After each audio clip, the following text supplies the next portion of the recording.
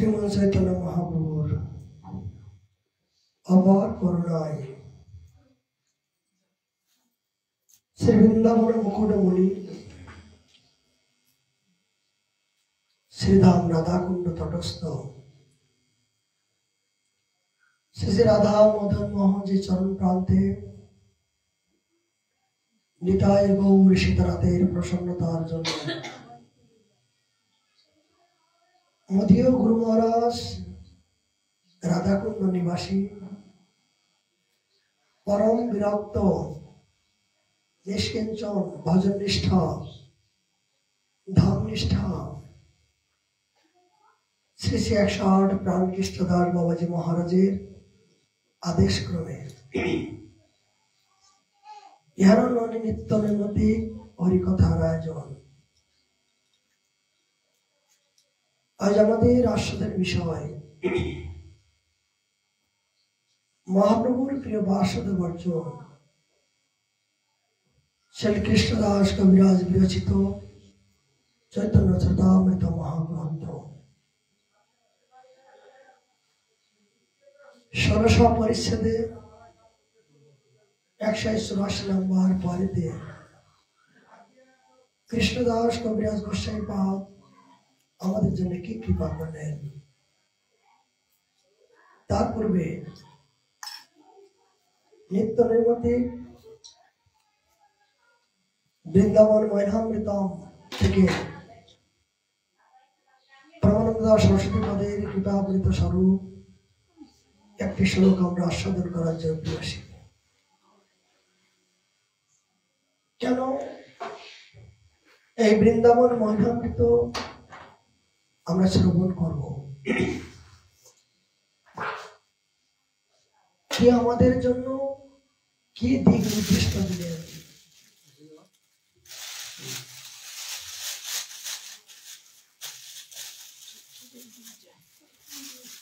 তিনি আমাদেরকে অজ্ঞানরূপী অন্ধকারগুলো দূরীভূত করার জন্য কোন জাতীয় ভাবনা নিয়ে, কোন জাতীয় চিন্তা চেতনা নিয়ে এই বৃন্দাবনে বাস করতে হয়, সেই দিক নির্দেশনা আমাদেরকে কৃপা করলেন।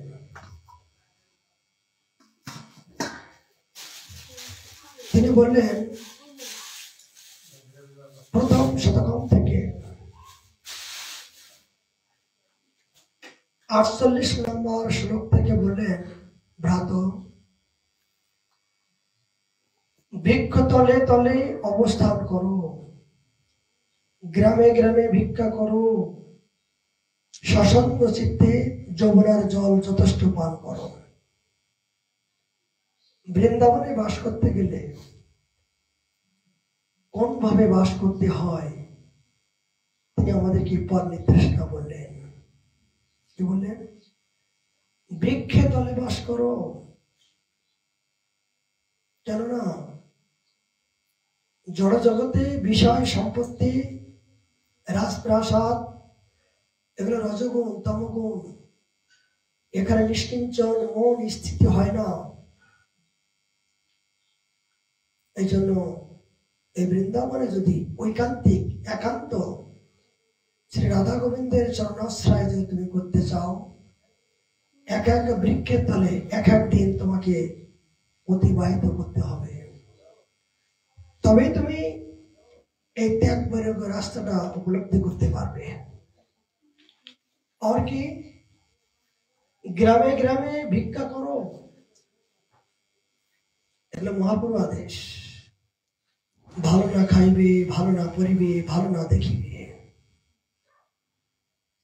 কেন?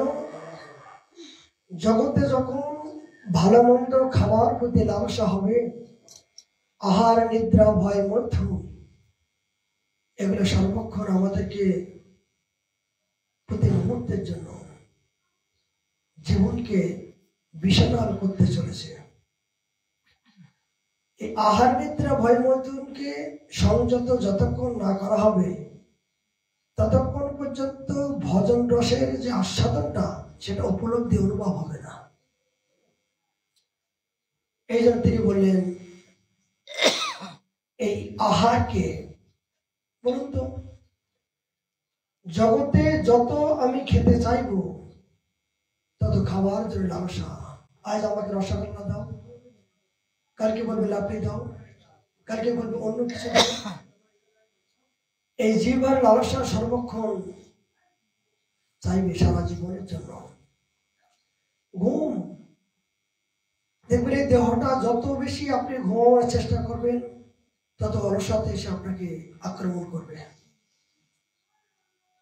নিদ্রা দেবী যত ঘুমানোর চেষ্টা করবে তত তোমাকে আক্রমণ করবে।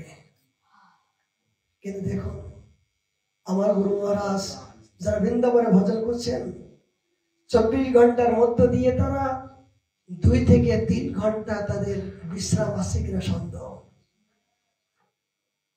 কেন? এই জড়জগতের সুখ তাদের কাছ থেকে চলে গেছে, তারা পরমানন্দ সুখে তারা বিচরণ করছেন। এই জন্য নিদ্রা দেবী সেখানে আর স্পর্শ করতে পারছেন না। যাহা কৃষ্ণ তাহা মায়ার নাই অধিকার। এই নিদ্রা কাদের আসে? যাদের মোহ আছে, যাদের কামনা বাসনা আছে, যাদের দেহ সুখ আছে, ভোগ বৃত্তি আছে, তাদেরকে নিদ্রা দেবী এসে আকর্ষণ করে।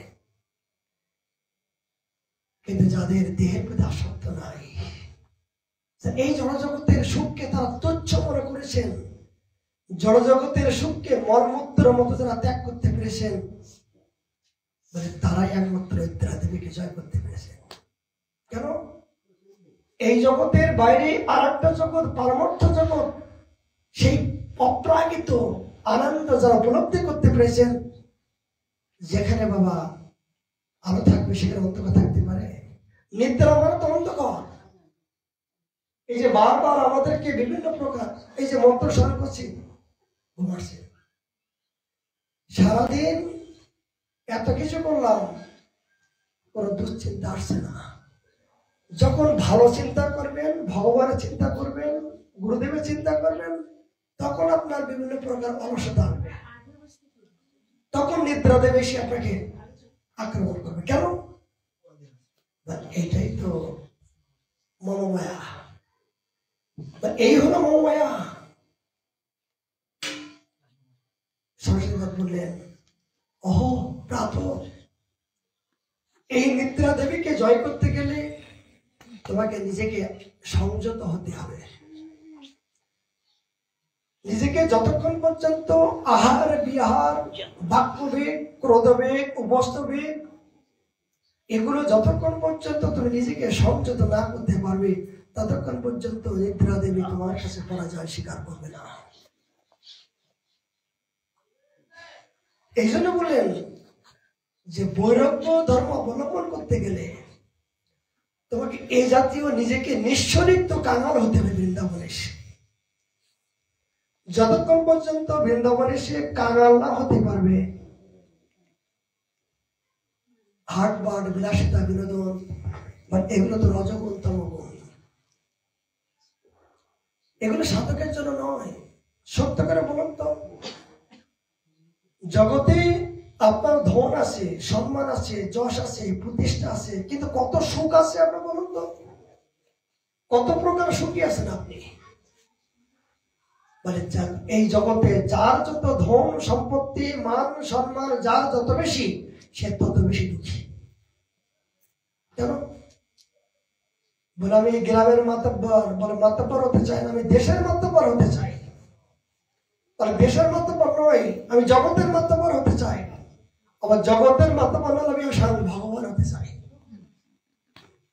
হিরণ্যকশিপু হয়েছিল না, বলে আমি ভগবান, আমাকে সবাই ভগবান বলতে হবে। প্রহ্লাদ, আমি স্বয়ং ভগবান, তোর পিতাকে ভগবান মানিস না, বিষ্ণুকে, এই বিষ্ণু, এই বিষ্ণুকে তুই ভগবান বলিস, তো নিজের বাবাকে তুই ভগবান মানিস না। দেখেন কৃষ্ণ বলি সেই, তিনি জগতে দেবলোক জয় করলেন, ইন্দ্রলোক জয় করলেন, পাবনলোক জয় করলেন, নিজেকে ভগবান তৈরি হয়ে গেলেন। কিন্তু বলুন তো, হিরণ্যকশিপু কত সুখী ছিল? এত প্রকার সবকিছু জয় করলেন, কত সুখী ছিল? সর্বক্ষণ চিন্তা করছে, ও এই ভক্তের চিন্তা করছিলেন কখন আমার ছেলে আমার কথা শুনছে না কেন, ওকে কেমন করে মারবো, কেমন করে হত্যা করবো, এই চিন্তায় তার মাথা খারাপ হয়ে গেছিল। এটা কি সৎচিন্তা? এটা কি ভালো ছিল? বলুন। জগতে এত কিছু থাকার পরও তিনি দুঃখী, কিন্তু সুখী কে? বলে সুখী কে? বলে প্রহ্লাদের মতন ভক্ত ফল খেয়ে, জল খেয়ে, পাতা খেয়ে, জঙ্গলবাসী হয়ে এই কৃষ্ণায় গোবিন্দায় বাসুদেবায় নমঃ এই মন্ত্র জপ করতে করতে জঙ্গলের মধ্য দিয়ে যখন ভজন করছেন, তখন তিনি বললেন, আমার মতন সুখী আর কেউ নাই। জগতের সুখীকে, যিনি এই জগতের সমস্ত সুখকে ত্যাগ করে তার থেকে জগতের সন্ধানকে যিনি জানতে পেরেছেন, তিনি একমাত্র পরম সুখী। দেখুন, এই বৃন্দাবনে নিঃস্বরিক্ত কাঙাল হয়ে যারা ভিক্ষে ভিক্ষে করে জীবন যাপন করছেন, এদের মতো সুখী নাই। কেন? আগে নাই, পিছে নাই, কোনো চিন্তা নাই। বলে মৃত্যুর জন্য তো বৃন্দাবনে এসেছি। বলে আমি গাড়ি করব, বাড়ি করব, ছেলে নেই, মেয়ে নাই, একে বিয়ে দিতে হবে, ওকে বিয়ে দিতে হবে, কোনো চিন্তাই নাই। তবে কি এদের অভাবও নাই।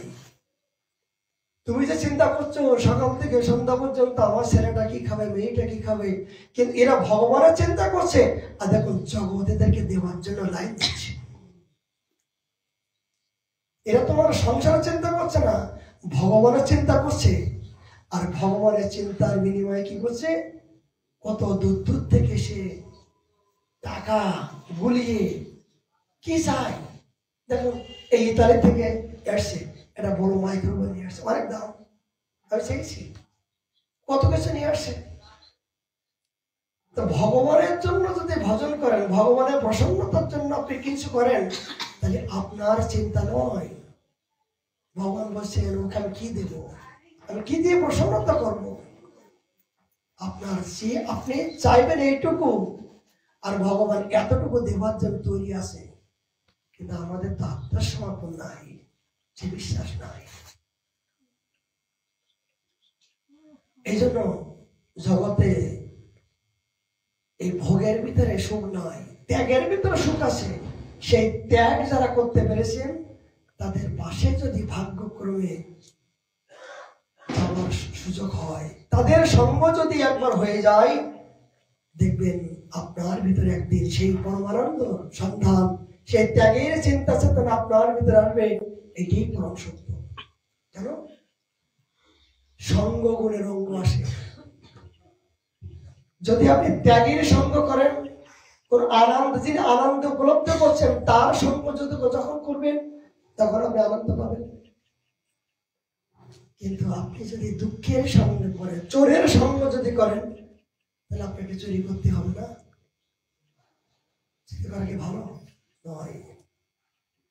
সরস্বতী বললেন, এই প্রাত তুমি যদি নিষ্কিঞ্চন ভাবে রাধা গোবিন্দের চিন্তা করতে চাও, এই জীবনে, এই জন্মে যদি বন্ধন মুক্ত হতে চাও, তাহলে বৃন্দাবনে যেয়ে ঘরে ঘরে ভিক্ষা করে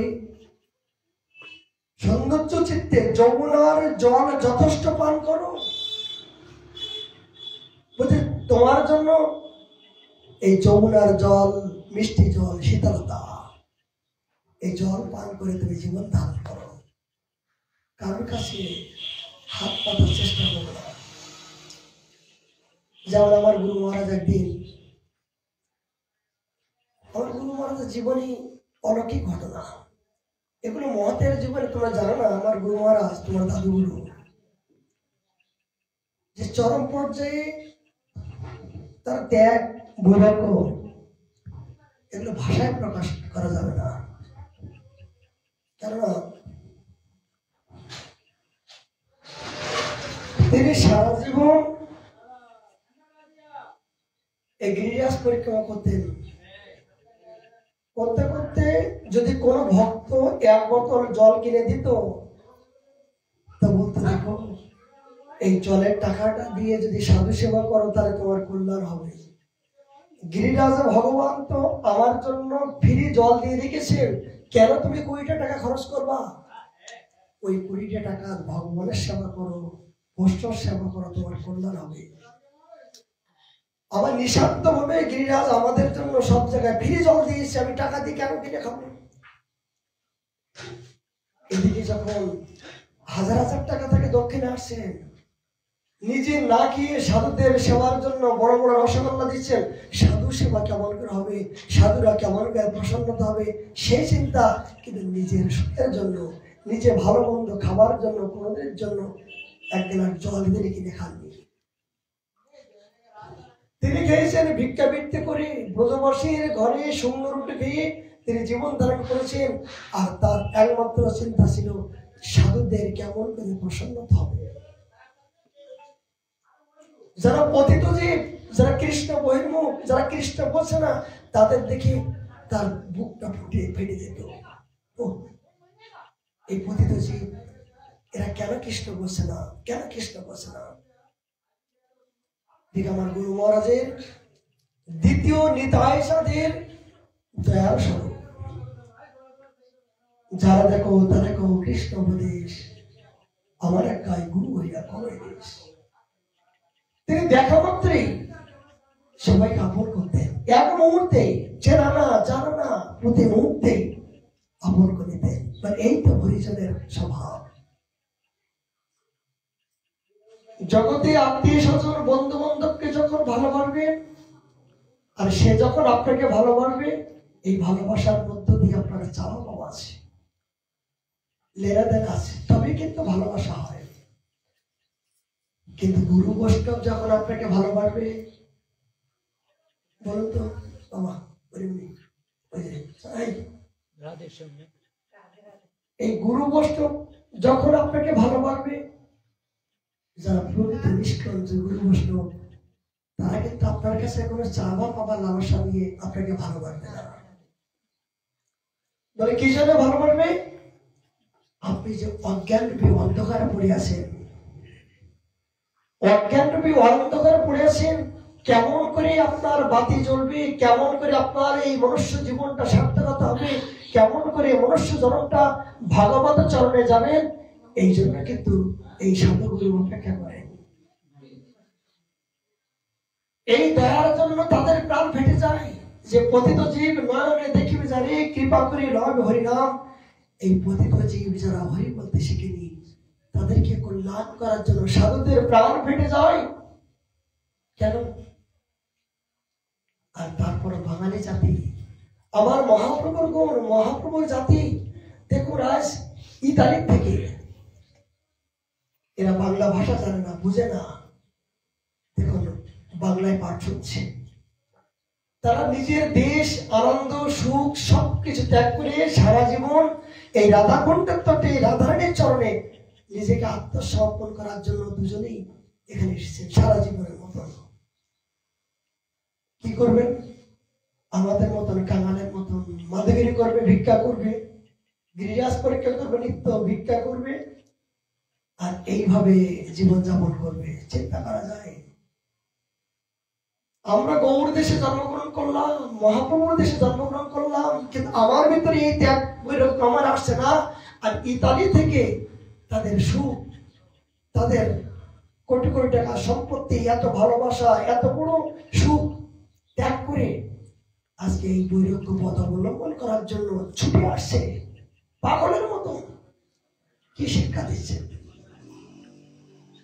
যে বাতি যাদের একবার জ্বলে গেছে না, তাদের আর এই জনজগতের সুখ ভালো লাগবে না। কিন্তু আমরা তো মহাজীব, অজ্ঞানরূপী আমাদের অন্ধকার ভরা, আমাদের বাতি জ্বলছে না কেন? বলে সারা জীবন কুসঙ্গ করতে করতে, দুঃসঙ্গ করতে করতে, দুর্ভাবনা করতে করতে মনটা ওই দিকে ধাবিত হচ্ছে।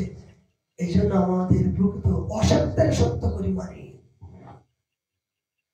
প্রকৃত যে সত্য, সেই সত্যকে পেয়েও আমি নিতে পারছি না, জানার চেষ্টাও করছি না। আমি সারা জীবন জেগে ঘুমানোর চেষ্টা করছি, আমাকে কে জাগাবে? জেগে ঘুমাচ্ছি না, আমরা সবাই জানি যে জন্ম হলে মৃত্যু হবে, সেই মৃত্যু যেমন অবধারিত হবে একদিন, সেটা আমরা সবাই জানি না। তা আমরা তো সবাই জেগে গেছি, কিন্তু মৃত্যুর জন্য আমি কি কি সঞ্চয় করছি? আমার যে সঙ্গের সাথী আমার কি যাবে, এবং মৃত্যুর জন্য আমি কি সঞ্চয় করছি, ওখানে কি নিয়ে যাব? এই জন্য কি আমরা একবার চিন্তা করছি না, করার চেষ্টা করছি না। এই জন্য আমি দুঃখী, এই জন্য আমি সংসার জগতে সর্বক্ষণ আমি দুঃখের মধ্যে হাবুডুবু খাবার কারণ একটাই উপায় হলো, কৃষ্ণ বলে সেই জীব অনাদি ভৈরব পথে মায়াটায় দেয় সংসার। এই জগতের মধ্য দিয়ে দুঃখের একমাত্র পরম কারণ হলো যে প্রকৃত সত্যকে আমরা যেন সেই সত্যকে অবলম্বন করতে পারছি না, এই জন্য আমাদের জীবনে দুঃখ।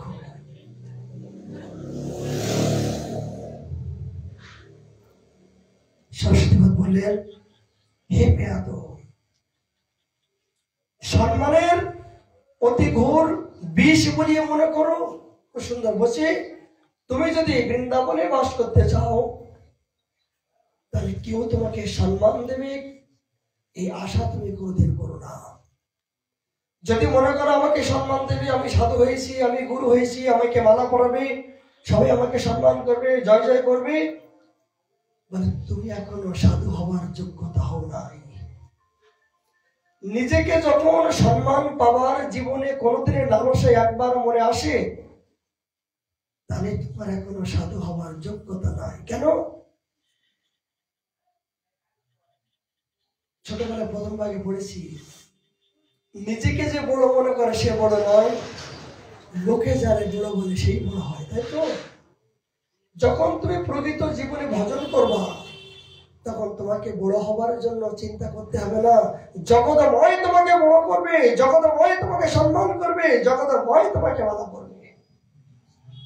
কিন্তু নিজেকে যখন মনে করবা যে আমি বড় হয়েছি, তাহলে তুমি নিজেকে কিন্তু অনেক ভুল হয়ে যাবে। ভজন জগতে আপনার কি হবে? লো হয়ে যাবে। তাই বলছেন, বৃন্দাবনে যদি তুমি অপ্রাকৃত যুগল কিশোরকে পেতে চাও, আচ্ছা বলুন তো, জগতে আপনার বন্ধুকে, জগতে আপনার প্রকৃত বন্ধুকে? কেন? আমার পিতা বন্ধু, মাতা বন্ধু, আত্মীয় স্বজন বন্ধু বলে নয়। বড় বন্ধু কে জানেন?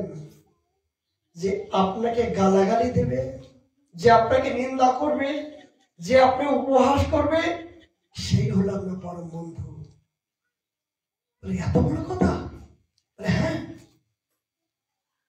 হ্যাঁ। কেন? বলে গালাগালি কেন দিচ্ছে?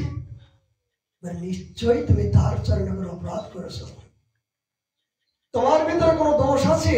ওই জগতের সবাইকে তো গালাগালি দিচ্ছে না, তোমাকে দেখান দিচ্ছে। নিশ্চয়ই তোমার ভিতরে কোনো দোষ আছে, এই জন্য তোমার দোষগুলো তোমার বন্ধু ধরে দিচ্ছে। দেখ, জীবনে যেন এই জাতীয় এই দোষগুলো না করিস। বাবা, এক জায়গায় এক গ্রামের মধ্য দিয়ে এক চোরকে ধরে পিটাচ্ছে, ধাক্কা ধাক ধাক্কা ধাক পিটাচ্ছে। তখন ওইখান থেকে একজন চোর সাধু আসছিলেন। সাধু দাঁড়িয়ে দাঁড়িয়ে দেখছেন, আরে চোর চুরি করার পরে এরকম আর খেতে হয়। তখন গ্রামের ছেলে বলছে, বাবা তুমি সাধু মানুষ, এখানে দাঁড়িয়ে আছো কেন? এখানে কি জন্য দাঁড়িয়ে আছো? এ চুরি করেছে বলে একে পিটানো হচ্ছে, তুমি দাঁড়িয়ে আছো কেন? তা বলছে কি, বাবা আমি শিক্ষা পাচ্ছি কি জানো, যে আমি যদি জীবনে কোনোদিন চুরি করি, আমাকে তো এরকম পিঠানি খেতে হবে। এখান থেকে আমি শিক্ষা পেলাম যে আমি যেন জীবনে কোনো অসৎ কর্ম আমার জীবনে না করতে হয়। মনের ভুলও যদি আসে, তাহলে এইরকম পিঠানি যে আমাকে খেতে হবে, এইটা আমি এখান থেকে শিক্ষা পেলাম। সত্য করে বলুন। ঠিক জগতে আমাদের এই দুঃখ পাচ্ছি, পাওয়ার পরও যে আমাকে ঘৃণা করলো, অবজ্ঞা করলো, সে কি করলো? আমার জন্ম জন্মান্তর দুর্গন্ধগুলো আছে। শুকর গুলো দেখেছেন? এই শুকর গুলো নারীর দুর্গন্ধগুলো পরিষ্কার কেমন করে? কেন? সে তো জীব, নারী পরিষ্কার করছে কেন? তো বলছে আপনাকে যে নিন্দা করবে সেই ব্যক্তি আপনার বন্ধু এই জন্য যে আপনার ভিতরে যে ময়লা আবর্জনা গুলো আছে না, ও নিজে মুখ দিয়ে চেটে চেটে, জিভ দিয়ে চেটে চেটে পরিষ্কার করে দিচ্ছে। পরবর্তী যেন ওই জাতীয় দোষ আপনাকে না করতে হয়, না হয়, এই জন্য আপনি সাবধানে গেলেন যে এই আমার পরম বান্ধব, যে আমার পরবর্তী সময়ে যেন এই জাতীয় অন্যায় যেন আমি কাউকে না করি। ভালো করে কথাগুলো চিন্তা করুন। এই জন্য জগতে আপনার প্রকৃত বন্ধুকে, যিনি আপনার দোষ দেখেন, আপনার যিনি নিন্দা করেন, তিনি আপনার প্রকৃত বন্ধু, যে পরবর্তী জন্মে যেন আমাকে না করতে হয়।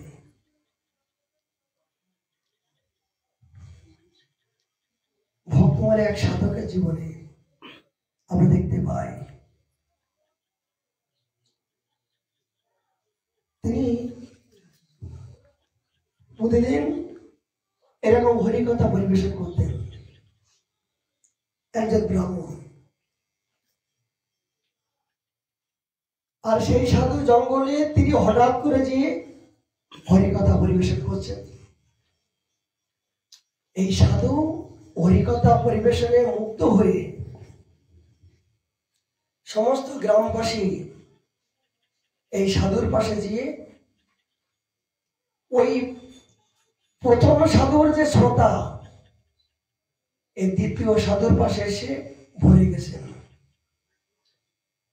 তখন ব্রাহ্মণ ঠাকুর মনে করলেন, ও সারা জীবন আমি পাঠ করি, আমার শ্রোতাগুলো ওখানে যাচ্ছে, ওই সাধু এসেছে বলে আজকে আমার শ্রোতা কমে গেছে।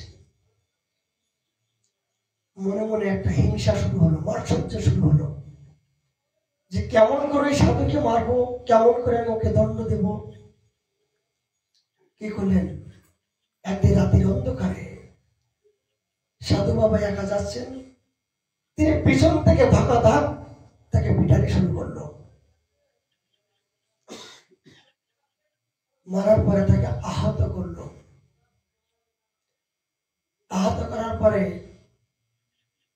তিনি অজ্ঞানে পড়ে রইলেন। চিন্তা করলেন যে আমাকে মারলো কেন?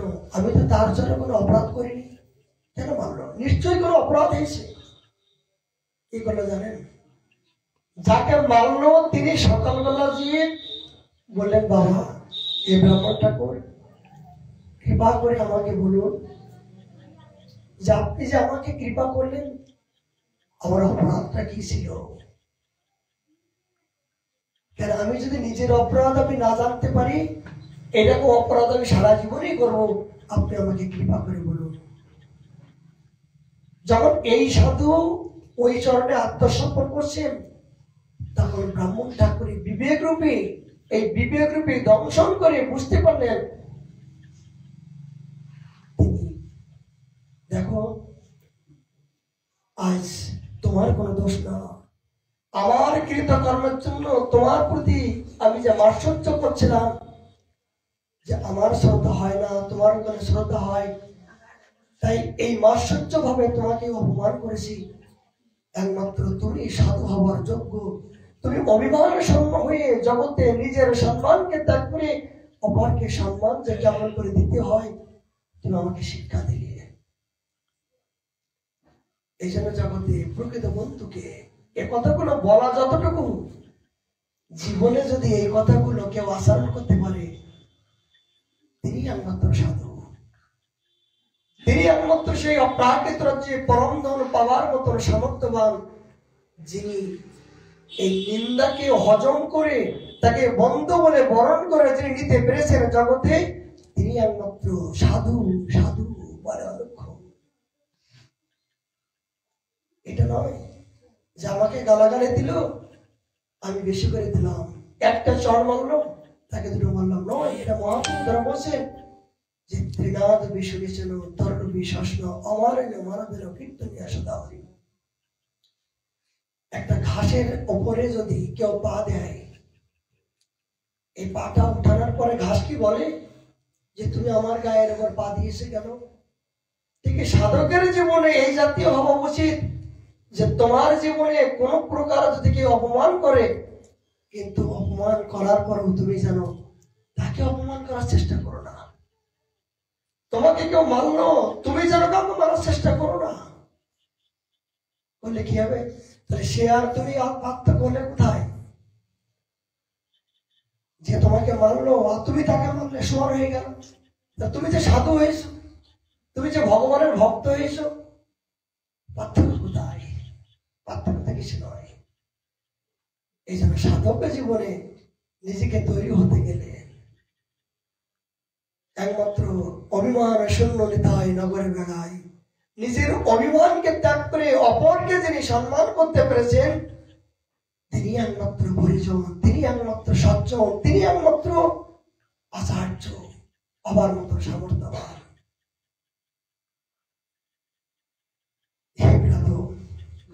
বৃন্দাবন আসিয়া ক্ষুদ্র বসন রূপ কুৎসিত পিশাচের বস্ত্রভূত হইয়া বাইরে বৃথা ঘুরিতেছ কেন? ভাই,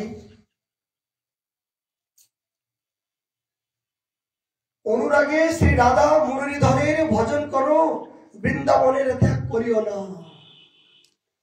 বুঝি অনুরাগ সহকারে এই বৃন্দাবন ধামে তুমি রাধা গোবিন্দর সেবা করো, জীবনে না চাইতে তুমি অনেক কিছু পাবে, অনেক কিছু পরম আনন্দ পাবে, যে আনন্দ জগতে কেউ দিতে পারি নাই, কোনদিন পাও নাই।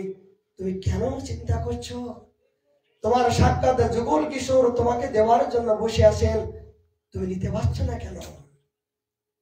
সরস্বতী মা বললেন, অনুরাগে শ্রী রাধা মুরলীধরের ভজন করো, বৃন্দাবনে ত্যাগ করিও না। শত বাধা বিপত্তি হবার পরও তুমি যেন বৃন্দাবনের বাইরে যেও না। তোমার সাধ্য সাধন তত্ত্ব সিদ্ধান্ত সবকিছু এখান থেকে মিলবে। মনুষ্য জীবনের যেগুলো প্রয়োজন সবকিছু এখান থেকে মিলবে। তুমি বৃন্দাবনের বাইরে যেও না। এই সরস্বতী বাদ এই বৃন্দাবনে বাস করতে গেলে কোন জাতীয় ত্যাগ বৈরাগ্য নিয়ে ভজন করলে, বসবাস করলে, দেখুন কতবার জন্ম নিয়েছি, কতবার কষ্ট মাতৃগর্ভে আমরা এসেছি, বলুন তো চিন্তা করে। যে পরীক্ষিত মহারাজ তিনি আজ শশগা রাজ্যে রাজা হয়েও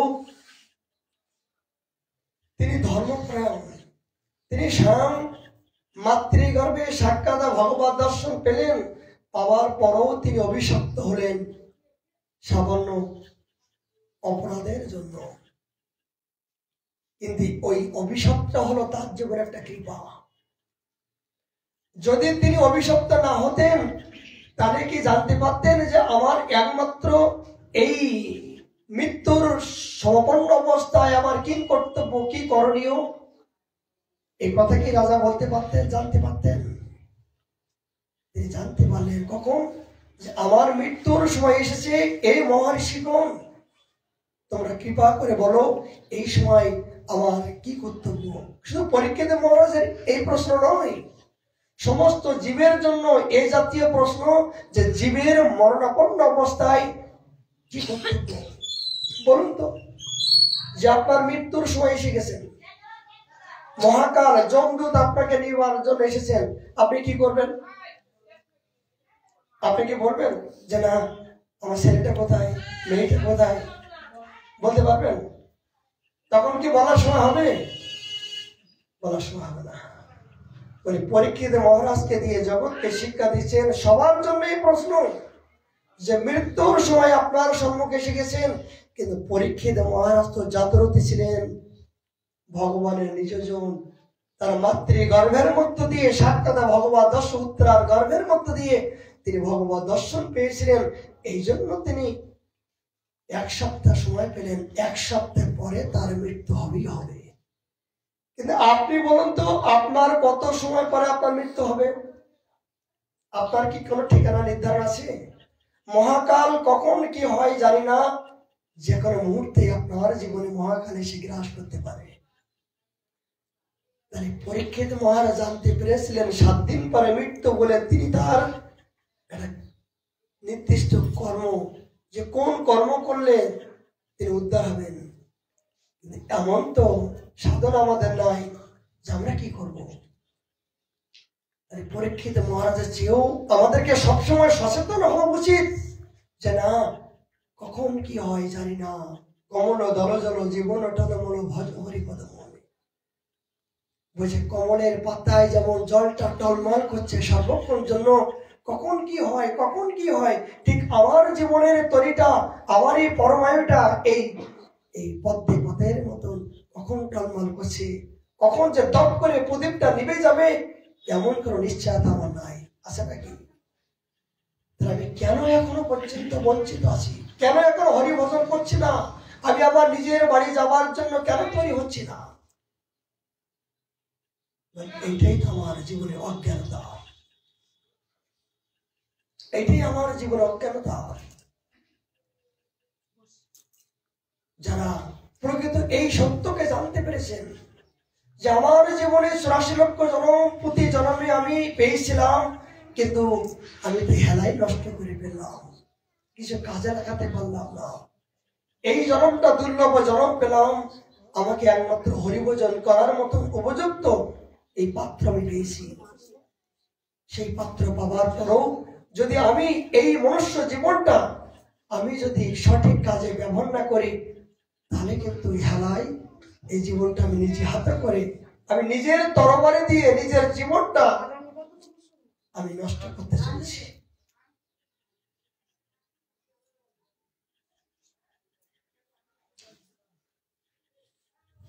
কবিরাজ গোসাইবাদ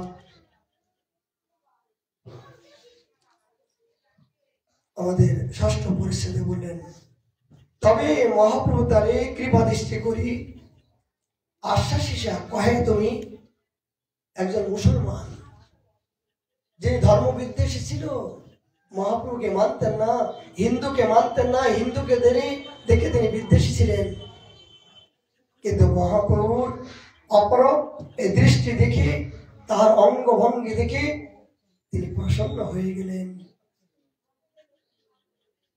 মহাপ্রভু তাকে বললেন, কৃপা দৃষ্টি করে বললেন, আশ্বাসিসা কহে তুমি কহো কহো কৃষ্ণ হরি। সেই কয়ে মোর যদি কইল অঙ্গীকার, এক একা দেহ সেবা করিয়ে তোমার। যে মুসলমান যখন হিন্দুকে দেখতে পেতেন না, এমনকি তার রাজ্যে যদি কোনো হিন্দু আসতেন, তিনি যে কোনো মুহূর্তে তাকে জীবন নাশ করতেন। হিন্দুকে দেখলে তিনি থাকতে পারতেন না। আর এই মহাপ্রভুকে দেখা পরে তার জীবনের সমস্ত অন্ধকারগুলো দূরে গেল, তিনি তার চরণে সমর্পিত হলেন। কি বলছেন? কি বলছেন? জীবনে গোব্রাহ্মণ বৈষ্ণব হিংসা করেছে অপার, সেই পাপ হইতে মোর হোক নিস্তার। হে প্রাণনাথ, হে প্রভু, আমি মুসলমান ঘরে জন্মগ্রহণ করে কত ব্রাহ্মণ হত্যা করেছি, কত গো হত্যা করেছি, সেই পাপের জন্য আমার জীবনটা অভিশপ্ত অবস্থায়, তুমি আমার এই পাপ থেকে উদ্ধার করো। একজন মুসলমান পর্যন্ত তিনি জানতে পারলেন যে গো হত্যা করলে, জীব হত্যা করলে কি পাপ হয়। কিন্তু আমি এই সৃষ্টির সেরা মানুষ, সনাতন ধর্ম অবলম্বন করো, আমি আমার এই দেহটা পুষ্টির জন্য, ইন্দ্রকে পুষ্টির জন্য বিভিন্ন প্রকার জীবকে হত্যা করে আমি আহার করতে চলেছি। জানেন, এ জীবনে যে জীবগুলো হত্যা করে আপনার ইন্দ্রকে সুখ করার জন্য চেষ্টা করছেন, পরবর্তী জন্মে ওই জীবগুলো অপেক্ষা করছে আপনাকে প্রতিশোধ নেবার জন্য। আমার জীবনটা হত্যা করে তোর জীবনটা সুখ করলি, আমি অপেক্ষা করছি তোকে কখন আমি হত্যা করবো, তোকে কখন হত্যা করে আমি প্রতিশোধ নেব। বলে যে হাত দিয়ে রক্ত মাংস তৈরি হয়, সে হাত দিয়ে উপাসনা করলে আমি গ্রহণ করি না। এখানে বলছেন সেই পাপ। তবে মুকুন্দ দত্ত কহে, শুনো মহাশয়, গঙ্গা তীরে হয়ে যাইতে মহাপ্রভুর মূল হয়। মহাপ্রভুর একজন ভক্ত ছিলেন মুকুন্দ দত্ত। বললেন, রাজা, তুমি যদি প্রকৃত আমার চৈতন্যদেবকে সেবা করতে চাও, তাহলে কি এই গঙ্গার তীরে অতি সহজভাবে আমরা যেতে পারি, যাতে আমার মহাপ্রভুকে নিয়ে আমি যেতে পারি, এই যাওয়ার ব্যবস্থা তুমি অতি সহজে করে দাও।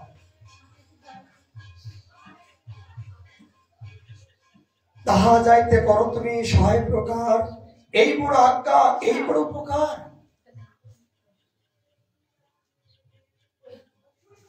মহাপ্রভু ভক্ত বললেন, এইটাই তোমার আজ্ঞা। আচ্ছা, কোন মহাকে, আচ্ছা আপনি কোন সাধুর পাশে গেলেন, কোন গুরুদেবের পাশে গেলেন, যে বলছেন, বাবা আমাকে কৃপা করো, আমার এই সমস্যা, ওই সমস্যা, আমার এই ছেলেটার মাথা ভালো হচ্ছে না, আমার ছেলেটার রোগ ভালো হচ্ছে না, আমার বিভিন্ন প্রকার ব্যথা, বিভিন্ন আপত্তি নিয়ে গুরুদেবের পাশে আসি, সাধুর পাশে আসি। কিন্তু আমরা বিভিন্ন প্রকার আপত্তি নিয়ে আসি বটে। যেখানে আপনি যাচ্ছেন, গুরু বৈষ্ণব ভগবান এরা সামর্থ্যবান, আপনার এই সমস্যার সমাধান তারা সামর্থ্যবান, কিন্তু এইটা দিলে কি আপনি ভালো হবে? ধর আপনার ছেলেটা রোগ হয়েছে, রোগটা মানে ভালো হয়ে গেল, কিন্তু এইটা কি আপনার ভালো হলো? ভালো নয়। ওই রোগটা যদি তাড়াতাড়ি ভালো হয়ে যায়, তাহলে ওই রোগটার জন্য তাকে আবার এই মনুষ্য জন্মে তাকে আসতে হবে। কেন? ওই সামান্য রোগটা দিয়ে তার ভগবান কৃপা করে বন্ধন মুক্ত করছেন, যে তোর পূর্বে জন্মে যে অপরাধ ছিল, এ জন্মে অপরাধ স্বরূপে এই সামান্য একটা রোগ দিয়ে তোর সমস্ত বন্ধনগুলো মুক্ত করতে চাচ্ছি। কিন্তু গুরু কৃপায় দেখা যায় রোগ ভালো হয়ে গেল, কিন্তু তার পরিবর্তে কি হলো? তাকে আবার ওই রোগটার জন্য তাকে আবার জগতে আসতে হবে। কিন্তু কি চাইতে হবে? গুরু বৈষ্ণবের কাছে, হে গুরুদেব, তুমি সাক্ষাৎ প্রেম কল্প করো, জগতে রোগ শোক ও জরাবেদি আমার কৃত কর্মের ফল অনুযায়ী আমি আমার সঙ্গে করে নিয়েছি, এটা আমার দুর্ভাগ্য, এটা আমাকে ভোগ করতে হবে। কিন্তু আমি তোমার কাছে চাই, এ ভগবান, চাইতে যদি হয়, জগতে আমরা অনেক কিছু চেয়ে বসি, কিন্তু এই চাওয়াটা যে প্রকৃত চাওয়া নয়। জীবনে আমাদের চাওয়া পাওয়ার মধ্যে অনেক ভুল হচ্ছে, যার জন্য আমরা জগতে আমরা দুঃখী। ভগবান বলছে, চেয়ে নে, চেয়ে নে, কিন্তু আমরা তো চাইতে জানি না কি চাইতে, কি চাইছি। আজকে দেখছিলাম এক ভক্তের জীবনে, বড় বিচিত্র ভক্ত, ভক্ত নরসিংহ। বাবা, ভক্ত নরসিংহ জীবনটা দেখলাম আজকে। উনি অনেক অনুরাগী ভক্ত ছিল। ছোটবেলা থেকে এই ভক্তি জীবনে তার গরিব অসহায়, বিবাহ করার পরে সন্তান সন্ততি নিয়ে ভিক্ষাবৃত্তি করে তার জীবন যাপন করে, কিন্তু অভাব, দরিদ্র। আচ্ছা, ভক্ত কারা হয় বলুন তো? যাদের জড় জগতে ধনী না হয়, যারা জীবনে কষ্ট পেয়েছে, ব্যথা পেয়েছে, আঘাত পেয়েছে, তাদের জীবনে ভক্তি জগতে তারা তাড়াতাড়ি আসতে বাধ্য হয়। যাদের জগতে ধন আছে, সম্মান আছে, অর্থ আছে, বৈভূতি আছে, তারা কিন্তু ভক্তি জগতে কৃষ্ণ বলার তাদের সময় নাই, হরি বলার তাদের সময় নাই। যাদের বলা হরি, কারা বলবে না? মানে যাদের দেখতে সুন্দরী, এরা হরি বলবে না। কেন? মানে আমাকে দেখতে সুন্দর তো দেখতে, আমি কাকে হরি বলবো? জগৎ আমাকে দেখুক। যখন তিনি চলবেন, তিনি নিজেই নদীর ভাবে এমন ভাবে চলবে যে জগতে সবাই আমাকে দেখুক। নিজের রূপের বাহারে তিনি আজ ভগবানের কথা বলতে চান না। আর কে বলে? যাদের ধনের অহংকার আছে, ধনের পাহাড় আছে, যেমন হিরণ্যকশিপু অনেক সম্পত্তির মালিক ছিল, আমি তো স্বয়ং ভগবান। এদের মাথা নিচু হয় না, এরা ভগবানের ভক্ত হতে পারে না অতি সহজে, হয় কম মাত্রা। যাদের সম্মানের অপেক্ষা আছে তারা কিন্তু অতি সহজে ভক্ত হতে চায় না, অতি সহজে। কারা হয়? এই বিদুরের মতন, শবরের মতন নিচু কুলে যারা জন্মগ্রহণ করেছেন, যারা নিঃস্ব রিক্ত কাঙাল হয়ে এই সংসারের মধ্য দিয়ে যারা চাবুকের বাড়ি খেতে খেতে, আঘাত পেতে পেতে, অপমান পেতে পেতে যখন জর্জরিত হয়ে গেছেন, তখন চলমন বৃন্দাবনে জগতে যাদেরকে আপন করলাম, এরা তো আমার কিছুই দিল না। এরা তো আমার দিল ব্যথা, বেদনা, আঘাত আর কষ্ট। তখন সবাই বৃন্দাবন আসার জন্য, ভজন করার জন্য, সাধু হবার জন্য জীবনে, তাদের জীবনে এই মনটা বৃদ্ধি আসে। আর তখনই তারা, তাদের জীবন অনুরাগ আসে, উৎকণ্ঠা আসে না। কেন? যারা আঘাত পেয়েছে তারা একমাত্র, যারা দুঃখী হয়েছে তারা দুঃখের কষ্ট বোঝে। দুঃখ না পেলে তো হরিভজন মন লাগে না। এই নরসি তিনি আজ অভাবী ছিল, গরিব, অসহায়, দরিদ্র ছিল। একদিন তার নিজের বৌদির কাছে এক গ্লাস জল চাইলেন। বৌদি, প্রচন্ড গরম, এক গ্লাস জল দাও না।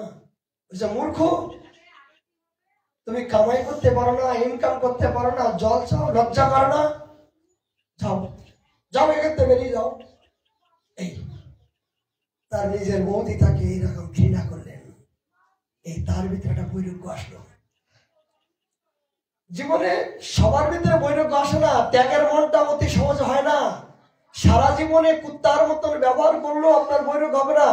জীবনে একটা কথাই আপনার জীবনে, যেমন লালা বাবু সারা জীবন রাজ বৈভবের মধ্যে থাকলো, কিন্তু ধূপার মেয়ে চার বেহার পালকিতে চড়ে যখন এই বৃন্দাবনে ভ্রমণ করছেন, ধূপার মেয়ে বললেন, মা গো, বেলা যে চলে যায় পূর্ব দিকে, পশ্চিম দিকে, বাসনা পড়ানোর সময় হয়েছে, এখন আগুন দেবে না?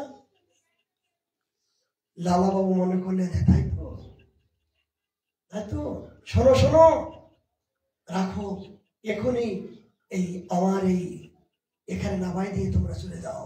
সত্য তো তাই। সারা জীবনে আমি এই সংসার জগতে কামনা বাসনায় আমি আগুন দিলাম না, আমি হরিভজন করার জন্য আমার একবার মন কাঁদল না, আমি সংসার মধ্য দিয়ে আমি দাও দাও করে আগুনে দগ্ধ হলাম। একটা কথায় তার জীবনে এত পরিবর্তন হলো, সমস্ত চার বিহার পালকিতে ছেড়ে দিয়ে তিনি আজ বৃন্দাবনের তটে এই ধুলোয় গড়াগড়ি দিয়ে হারা দে বলে তিনি আজ ভ্রমণ করলেন, করতে শুরু করলেন। ঠিক আমাদের জীবনে একটা কথায় আঘাত। দেখুন, একই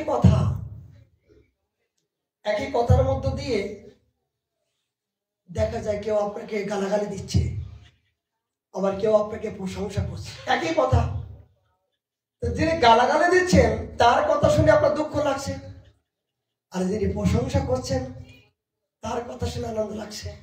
একই তো কথা। কিন্তু সাধকের জীবনে এইরকম হওয়া উচিত, যিনি গালাগালিকে আপন করেছেন আর প্রশংসাকে যিনি আপন করতে পেরেছেন, তিনি একমাত্র সমদর্শী, তিনি একমাত্র এই সাধন রাজ্যে প্রবেশ করার মতো অধিকার আছে। যে ভালো এবং মন্দ, শীত আতপ বাত বরিশন এদের যাবিনি জাগিরি। দেখুন, আজকে গিরিরাজ পরিক্রমা, এই ভোরবেলা বাবা 4টের সময় যখন রাস্তায় গেছি না, তখন মনে হচ্ছে না যে আমি আবার ফিরে আসবো। মানে 10 হাত দূরে নিজেকে দেখতে পাচ্ছি না। ঘোর কুয়াশা বর্ষা হচ্ছে, সমস্ত গায়ে কাপড় ভিজে গেছে। রাস্তার মধ্য দিয়ে কেউ না, একটা কুকুরও পর্যন্ত নাই। একটা কুকুর যদি হঠাৎ করে ঘেউ করে ওঠে, তাহলে আমি তো প্রস্রাব করে ফেলবো। মানে রাস্তার মধ্য দিয়ে আগে পিছিয়ে কেউ নাই, হঠাৎ যদি একটা কুকুর যদি এরকম যদি উঠে, তাহলে আমি তো আমার মনে করি হরিবোল হয়ে যাবে। কেউ না, আগে পিছিয়ে কেউ নাই। কিন্তু সাধকের জীবনে তার এই জীবনকে তো উৎসর্গ করেছেন ভগবতের চরণে। ভগবানের প্রসন্নতা করার জন্য জীবনকে সারা জীবন উৎসর্গ করেছেন। তাদের মৃত্যুর জন্য তারা ভয় করেন নাই। বলে ভজন জগৎটা কি গুরুত্বপূর্ণ এক পয়েন্ট। বলে এই তরবারি, ধারালো তরবারির উপর দিয়ে চলতে গেলে যখন যেমন তেমন 19-20 হয়ে গেলে যেমন আপনাকে পা কেটে যাওয়ার সম্ভাবনা, ঠিক ভজন জগতে, সাধক জগতে আপনার যদি সংকল্প, যদি আপনার এই ভজনের নিয়মটা যদি মনে করেন যে এখন ঠান্ডা পড়ছে, এখন আমি যাব না, তাহলে কিন্তু কি হলো, ওই তরবারির পাশে আপনার পাটা লেগে কেটে গেল, আপনার নিয়ম লঙ্ঘন হয়ে গেল, আপনি কিন্তু একজন ব্রহ্ম অস্ত্র হতে পারলেন না। এটা যতক্ষণ পর্যন্ত ভজনের নিত্য নিয়মকে এই তরবারির মতন আপনাকে সংঘর্ষ করে সংগ্রামকে না করতে পারবেন, ততক্ষণ পর্যন্ত আপনি সাধনের চরম পর্যায়ে আরাধ্য দেবতার সন্ধান আপনি পাবেন না। এটাই স্মরণ সত্য।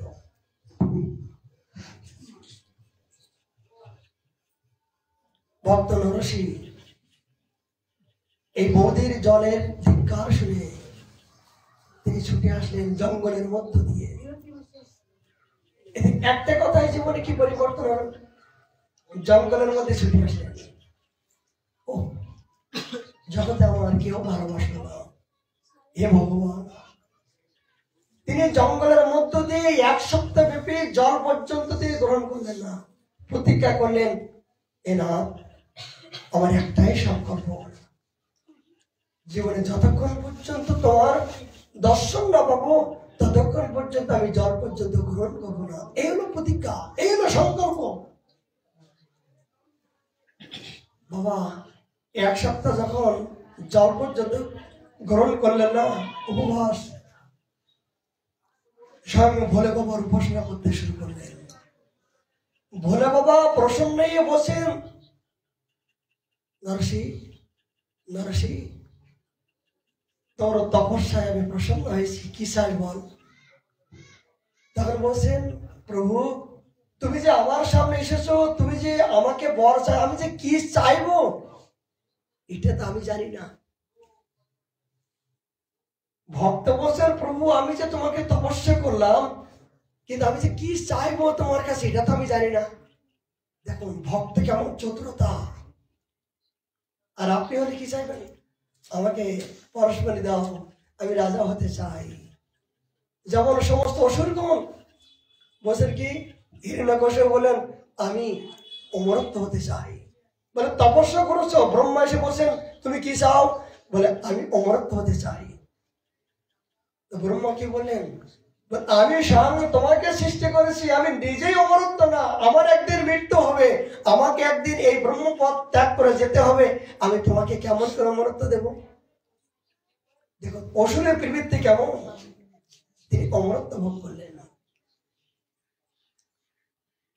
একজন ভক্ত ভগবানের ভোলে বাবা তপস্যা করছেন। ভোলে বাবা তপস্যা প্রশ্নে বলে কি চাস, বলছে আমি এমন কিছু চাই যে আমার আশেপাশে যারা আছে সবাই যারা ভিখারি হয়, আমি যেন একাই ধনী হই, আমি একাই ধনী হব, আমি 10 তলা বাড়ি করবো, আর তারা যারা সর্বক্ষণ আমার নিচে থাকে।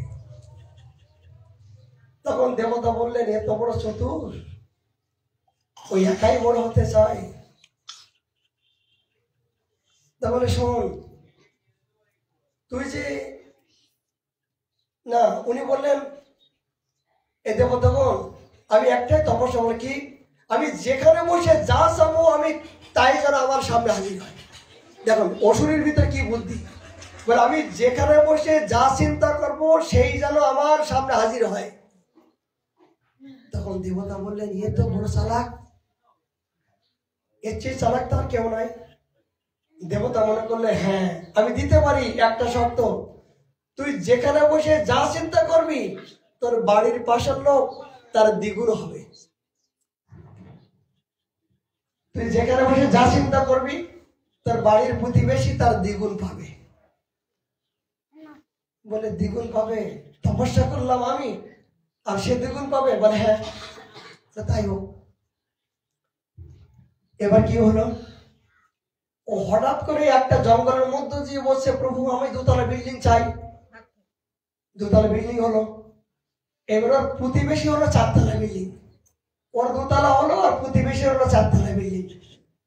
ও বলছে, বাবা তপস্যা করলাম আমি, সাধন করলাম আমি, আর প্রতিবেশী 4 তলা বিল্ডিং হলো, এ তো সহ্য করা যায়। মাৎসর্য মানে অপরের ভালো না দেখা। জীবনে যে ভালো খাচ্ছে, ভালো চলছে, এ তার সহ্য হচ্ছে না। তা মনে করলেন, ও ওষুধ তো, কি দুশ্চিন্তা। বলে, রাখো, ভগবান আমার চেয়ে বুদ্ধি রাখে। বলে, ভগবান বলে কি, আমার বাড়ির পাশে যা 4 তলা হয়েছে, তার ঘরের সামনে যেন 200 মানে 2টো পাঁচ কুয়া হয়। বলে, কেন? বলে, সে যখন ঘর থেকে বাইর হবে, তার যেন 5 কুয়ায় পড়ে ঝপ করে পড়ে মরে যাবে, আর যখন মরে যাবে তখন আমি একাই বড় হব। তা বসে ভগবান বসে, রে 5 কুয়া হলো, তা ওর যদি 2টো হয় তা তোর কটা হবে? বলে, আমার একটা হবে। একটা হলে আমার মরার সম্ভাবনা কম থাকবে, আর 2টো যখন হবে তখন তাড়াতাড়ি মরে যাবে, তাই তো? দেখুন দুষ্ট ব্যক্তির কি চিন্তা। এই জন্য ভগবান বলছেন, অসুরগণ সর্বক্ষণের জন্য যারা ধর্ম বিদ্বেষী, তারা অপরের ভালো দেখতে পায় না। আপনার সামনে কেউ ভজন করছেন, আপনার সামনে ভালো হচ্ছেন, সম্মান পাচ্ছেন, আপনার সহ্য হয় না। ভগবান বলছেন, জগতে এই মাৎসর্য রূপে এই বস্তু যার ভিতরে যত বেশি আছে, সে তত বেশি পতনের মূল। এটা সাবধান, মনে করবেন, এটা যেন জীবনে না আসে। এবার নরসিংহ ভক্ত জঙ্গলের মধ্য দিয়ে যখন বলে, বাবা প্রসন্ন হলেন, কি চাস তুই? বলে, আমি তো কি চাইবো আমি তো বলতে পারছি না। হে প্রভু, তুমি যেটা মনে করলে ভালো হয় আমাকে তাই দিও, আমার নিজের কোনো চাওয়া পাওয়া মানুষ নাই। বলে, বাবা চিন্তা করলে রেখে আমি কি দেব? দেখেছেন কি এমন করে চাইতে হয়? ভক্ত বললেন, প্রভু যা চাইলে ভালো হয় তুমি তাই দিও, এটা আত্মসমর্পণ করলেন। তখন ভোলে বাবা চিন্তা করলেন, ভক্ত যখন আমার চরণে আত্মসমর্পণ করছেন, তখন তো চিন্তা আমার হবে। এই ভালো জিনিস যখন চাইছি, ভালো জিনিস কি? কৃষ্ণ ভক্তি। কৃষ্ণ ভক্তির উপরে যখন তার কোনো ভালো বস্তু, আমি যার উপাসনা করছি, যার প্রসন্নতার জন্য তপস্যা করছি, সেই আরাধ্য বিষ্ণু আরাধনা সর্বশেষ। এই বিষ্ণু আরাধনার জন্য তার কৃপা করা উচিত। তখন ভোলে বাবা বলেন, নরসিংহ শোন, আমি তোকে আশীর্বাদ করলাম, তোর কৃষ্ণ ভক্তি হোক, তোর কৃষ্ণ পদে মতে শোন। কৃষ্ণ ভক্তি মতি হলে কিন্তু তোর জীবনে অনেক আঘাত আসবে, ব্যথা বেদনা আসবে, তুই কিন্তু হেরে যাস না। হে নাথ, এইটুকু আশীর্বাদ করো, এই সংসার জগতে যত প্রকার আঘাত বিপদ ব্যথা বেদনা আসুক না কেন, আমি যেন তোমাকে ভুলে না যাই। যত আঘাত আসুক, যত বেদনা আসুক, আমি যেন তোমাকে ভুলে না যাই। এ না, এটাই তো ভক্তের নিয়ম। আমাদের নিয়ম কি? যে গুরু বৈষ্ণবের কাছে কি চাই তাই। হে গুরুদেব, আপনি কৃপা করুন, আমার যেন এই জীবনে ভজন হচ্ছে না কেন, আমার সাধন হচ্ছে না কেন, এই জীবনে মনুষ্য জীবনে আমি কেমন করে আমি উদ্ধার হব, আপনি আমাকে পথ নির্দেশা দেখান। এই হলো গুরুদেবের কাছে চাইতে হয়। এই ভগবানের কাছে, প্রভু তুমি আমাকে এইটা আশীর্বাদ করো যে তোমার চরণে শরণাগত হয়ে যেন আমি তোমার এই ভববন্ধনে, এই জননী জঠরে, এই যন্ত্রণা যেন আর ভোগ না করতে হয়, এই জননে যেন আমার বন্ধন হয়ে যায়। তখন ভগবান বিচার করে আপনাকে কৃপা করবেন। বলে, আপনার ব্যাধির চিন্তা, বলে ব্যাধির চিন্তা আপনার নয়। ভগবান যখন, আপনি যখন ভগবান আত্মসমর্পণ করবেন, তখন বলছেন ওই ভক্তের সমস্ত দায় দায়িত্ব আমি বহন করে থাকি। অহম ভক্ত পরা অনন্য চিন্তান্ন মানলি জন বজ্রবাসতে নিত্য তুমি যুগক্ষম অহম। বলে কোন ভক্ত যদি আমার হয়ে থাকে, আমার উপর আত্মসমর্পণ করে, তার সমস্ত দায় দায়িত্ব আমি নিজেই বহন করে থাকি। করছে এখনো পর্যন্ত? করছে না?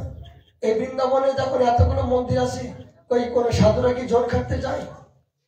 সকাল থেকে গিয়ে এত পরিশ্রম করছে, কিন্তু তারা তো রাজকীয় ভাবে চলছে। বস্তায় বস্তায় চাল, টাকা পয়সা, তরি তরকারি। বলে ভূতি, বলে কেউ যদি ভজন করে না, ভূত নিজে এসে তাদেরকে সেবা করার জন্য ছুটে আসে। ভূতি, ভগবান তাদের ভিতরে শক্তি দেন, দিয়ে তারাই এসে সাধুকে সেবা করার জন্য, ভজনন্দীকে সেবা করার জন্য তাদেরকে ছুটে আসে। ভূতি আসে। বলুন তো, এই বৃন্দাবনে এতগুলো মন্দির আছে, লক্ষ লক্ষ মন্দির আছে, কই কোন সাধু কি কাজ করতে যায়, নাগরা চড়তে যায়, কই দোকানদারি করতে যায়? কে খেতে দিচ্ছে? কি আছে তাদের? বলে ভজন করছে, হরিনাম করছে, সাধন করছে। এই জন্য ভগবান প্রসন্ন হয়ে কারণাকারের মাধ্যম দিয়ে তাদের সমস্ত সবকিছু বহন করছে। কালকে যদি গিরিরাজ পরিক্রমা যান, দেখবেন যে জঙ্গলের মধ্য দিয়ে লক্ষ লক্ষ বাদর গুলো কে খেতে দেয়?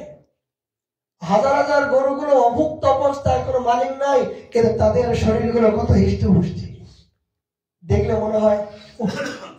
আর আমরা গলায় দড়ি দিয়ে এত কিছু ঘাস খাওয়াচ্ছি, এত কিছু করছি, এত সুন্দর হয় না? আর খোলামেলা জায়গায় গরুগুলো বিচরণ করছে, দেখবেন কেউ কলা দিচ্ছে, কেউ ঘাড় দিচ্ছে, কেউ রুটি দিচ্ছে। বলে কে দিচ্ছে? বলে ভূত এসে দিয়ে যাচ্ছে। ভগবান বলছেন, কেউ যদি আমার শরণাপন্ন হয়, আমি কারণ মাধ্যম দিয়ে, শক্তি দিয়ে, প্রেরণা দিয়ে আমার জীবকে সর্বক করার জন্য সব ব্যবস্থা আমি করে থাকি। আপনি যখন জগৎ এসেছিলেন, তখন আপনাকে খেতে কে দিয়েছিল? আপনি কোথায় মুখ দেবেন? এবং আপনার মায়ের স্তরের মধ্য দিয়ে দুধটা দিয়েছিল, এটা কি আপনি দিয়েছিল, আপনার মা দিয়েছিল, আপনার পিতা দিয়েছিল? না। ভগবান কত দয়ালু, যে আমার জীব জগতে যাবে, সে কি খাবে, কোথায় আশ্রয় গ্রহণ করবে, কোথায় মুখ দেবে, তিনি আগের থেকে চিন্তা করে মায়ের স্তরে। কই, আচ্ছা আপনি ওই মায়ের স্তরের ভিতরে সিরিঞ্জি দেন তো। বলে ও সন্তানগুলো এত দুধ পাচ্ছে, সিরিঞ্জি দিয়ে দুধটা নিই, পাবেন? করবেন? এগুলো প্রাকৃতিক, ভগবানের প্রাকৃতিক মহাকৃপা, যে জীবের কল্যাণের জন্য, আমার মতন এই পাপিষ্ঠ জীবকে কল্যাণ করার জন্য শ্রী ভগবান আমার জন্মগ্রহণ করার আগের থেকে আমার জন্য এই কৃপা দিয়ে রেখেছেন। এটা যদি আমরা অনুভব না করি, তাহলে আমাদের মতো নিমক হারাম জগতে আর কেউ না। সত্য করে বলুন। তাহলে জন্মগ্রহণ করার সাথে সাথে যদি ভগবান আমাদের জন্য দয়া করে থাকেন, এত বড় সংসার মাঝে আমার জন্য দুটো রুটির জন্য আমি চিন্তা করবো কেন? এই যে তুমি আমার শরণাপন্ন হও, আমার চিন্তা করো, দেখবা তোমার চিন্তা আমি একদিন করব। আর আমি যখন তোমার চিন্তা করব, তখন তোমার আর কোনো অভাব হবে না। দেখেন সাধুগণ কি চিন্তা করছেন? শয়নে স্বপনে এই ভগবানের চিন্তা করছেন, হরিনামের চিন্তা করছেন, নামের চিন্তা করছেন, ধামের চিন্তা করছেন। আর ভগবান তাদের চিন্তা করছেন, ও কি দেব, কি খাবে, কি দরকার, কি লাগবে। এগুলো জেনে শুনে যদি আমরা না দেখি, বোঝার চেষ্টা করি, এ জীবনে আর হবে না। বলে মা বলে, নরসিংহ আমি আশীর্বাদ করলাম, তুমি যে তোমার জীবনে কিন্তু কৃষ্ণ ভক্তর জীবনে কিন্তু অনেক ব্যথা বেদন আসে। যে জন্য কৃষ্ণ ভজে সে বড় চতুর। এই কৃষ্ণ ভজন করতে গেলে কিন্তু আপনার জীবনে অনেক পরীক্ষা আসবে। এই পরীক্ষা আপনাকে পাস করতে হবে। তিনি অনেক দুঃখের কষ্টের মধ্য দিয়ে সংসারের মধ্যে বিচরণ করছেন। হঠাৎ করে দ্বারকায় একজন, ভালো করে শুনবেন, দ্বারকায় একজন তখন হুন্ডি ছিল, একজন এখন যেমন বলে সুদের টাকা, যে বাবা আপনার কাছে 1000 টাকা আমি নেব, মাসে মাসে আমি সুদ দেব। একজন ব্যক্তি 1000 টাকার জন্য দ্বারকায় গিয়ে সবার কাছে হাত পাচ্ছে, আমাকে 1000 টাকা দাও, আমি তোমাকে মাসে মাসে ব্যাজ দেব। বলে জানা না অজানা কে কাকার দেবে টাকা, কেউ দিতে চাচ্ছে না। হঠাৎ একজন এসে বললে, রে শোনো, তুমি এখানে ওখানে চাচ্ছ কেন? ওই যাও বৃন্দাবনে, ওই নরসি নামে একজন ভক্ত আছে, ওর কাছে তুমি হুন্ডি তুমি ধার চাও, এ অবশ্যই দিবে। আচ্ছা, নরসি তিনি ভিক্ষা করে খাচ্ছেন, তিনি সারা জীবন তার সংসার চালাতে পারছেন না, আর তার কাছে পাঠাচ্ছেন এই ভিক্ষা করার জন্য, টাকার জন্য, সুদের টাকা পাওয়ার জন্য। দেখুন মহান কথাগুলো অর্থ। সেই ভক্ত ওই বৃন্দাবনে নরসি ভক্তের কাছে বললেন, এই ভক্ত প্রভার আপনি কৃপা করুন, আপনি আমাকে এই 1000 টাকা হুন্ডি করে আমাকে ব্যবস্থা করুন। তো বলছে, আমি ভিক্ষা করে খাই, জীবনে আমার তাই সংসার নির্বাহ হচ্ছে না। বলো তো কে তোমাকে পাঠালো, কে সন্ধান দিল? বলে দ্বারকাধীশ। দ্বারকায় একজন তোমার নাম করলো যে ওই নরসিংহ নামে ভক্তের কাছে গেলে তুমি হুন্ডির টাকা পাবে। তখন ভক্ত মনে করলেন, প্রভু তুমি আর কত সাধনা করবা। নরসিংহ কি করলেন, তিনি উপহাস করে একটা চিঠির উপরে লিখে দিলেন, নারায়ণ নাম করে এই নামে 1000 টাকা হুন্ডি তিনি লিখে পাঠিয়ে দিলেন। যাও, এই পত্রটা তার কাছে দিলে তিনি তোমার কাছে টাকা দেবেন। আন্দাজে নরসিংহ নারায়ণ নাম করে, ভগবানের একটা নাম করে এই পত্রটা লিখে দিলেন। সেই ভদ্রলোক দ্বারকায় যে নারায়ণ নারায়ণ নারায়ণ নারায়ণ বলে সবাইকে খোঁজ করছেন, কিন্তু নারায়ণ নামে কোনো ব্যক্তি নাই। বারবার যখন খোঁজ করছেন, স্বয়ং দ্বারকাতে এসে ভগবান উপস্থিত আসলেন। এসে বললেন, কি রে? বলছি, এই দ্বারকায় কি নারায়ণ নাম করে কেউ নাই? বলে, হ্যাঁ আমি তো নারায়ণ, আমার নাম তো নারায়ণ। বলে, কি দরকার? বলে, আপনার নাম করে 1000 টাকা হুন্ডি, আপনি আমাকে টাকাটা দিন। স্বয়ং ভগবান এই পত্রটা দিল, আর ভগবান 1000 টাকা তার কাছে গুলে দিল। দেওয়ার পরে সাইন করলো কি জানেন? ভগবান নিজেই সাইন করলো, আমি তোমার এই সাইন করে 1000 টাকা দিলাম, দিতে বাধ্য হলাম। স্বয়ং ভগবান। সেই পত্রটা যখন নরসিংহ ভক্তের কাছে আসলো, তিনি বললেন, প্রভু আমি তো উপহাস করে নারায়ণ নামটা তোমার নামের সাথে সম্বন্ধ আছে বলে, এই সম্বন্ধ যুক্ত বলে তোমাকে দিলাম, কিন্তু তুমি নিজেই এই দাসের কথাগুলো রক্ষা করলে। কি বুঝলাম? যে ভগবানের জন্য যখন স্বর্ণপন্ন হয়, ভগবানের নামের সাথে ভগবানের সম্বন্ধ আছে, যখন আপনি ভগবানের নাম করবেন, স্বর্ণপন্ন হবেন, ভগবানের আদেশ পালন করবেন, তখন ভগবান আপনার কাজগুলো ভগবান নিজেই করে দেবার মতন সামর্থ্যবান জগতে করেছেন, এখনো করছেন। এই বিশ্বাস যদি একবার হয়ে যায়, তাহলে মনে করবেন আপনার সমস্ত বন্ধন হয়ে গেল, বন্ধন মুক্ত হয়ে গেল। এই বিশ্বাস তো নাই, এই জন্য তো আমরা অনুভব করতে পারছি না, উপলব্ধি করতে পারছি না। এসব ভক্তের জীবনে না শ্রবণ করা পর্যন্ত আমরা উপলব্ধি করতে পারবো না। কেন আমরা ভক্তের জীবনে পড়বো? বলে, জগতে সৎ উপদেশ কোথায় গেলে পাওয়া যাবে? জগতে প্রকৃত বন্ধুকে এই যে আপনারা আজকে দীক্ষা গ্রহণ করলেন, এই যে দীক্ষা গ্রহণ করলে কি হয়? দীক্ষা নিলে কি হয়? মানে দীক্ষা মানে কি? পুনরপি জন্ম, নতুন জীবন হয়। অজ্ঞান রূপী অন্ধকারগুলো দূরীভূত হয়ে যায়। বাইরে গর্ভের থেকে আমি জন্মগ্রহণ করেছিলাম, সেটা মানুষ, সেই মানুষটা জন্মগ্রহণ করে জগৎ আমি ভ্রমণ করছি, কিন্তু এই জন্ম দিয়ে আমি কৃষ্ণ ভক্ত, কৃষ্ণ দাস হবার মতন আমার যোগ্যতা নাই। কখন হবে?